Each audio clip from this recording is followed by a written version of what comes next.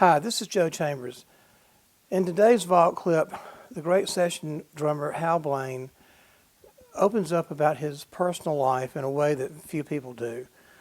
I hope you enjoy it. Hal Blaine. You know, my career, I was the luckiest guy in the world professionally.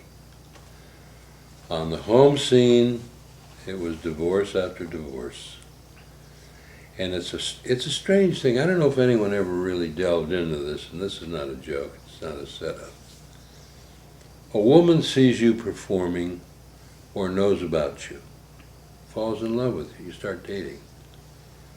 All of a sudden, she's the perfect woman for you. And she's just perfect. And you wind up getting married.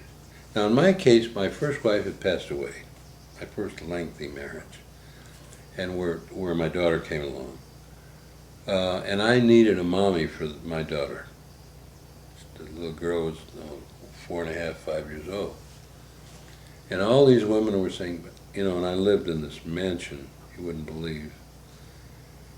And all these women were saying, Hal, that little girl needs a mommy, I said, well, I know, and they all wanted to live in there. They all wanted to drive that Rolls Royce right in it. They all wanted their own cars, and and I had a huge garage. They could have whatever they wanted. Treated them literally like queens.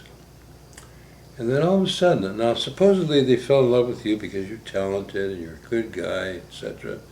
Plus you get the security, you have a beautiful home, there's lots of money coming in. And all of a sudden, after just a few years, they decide, why do you have to go to work every day?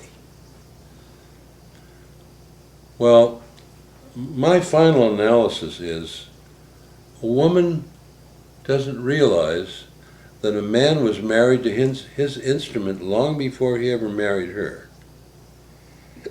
This was his wife. This was his family. This was his love. The love of his life was his instrument.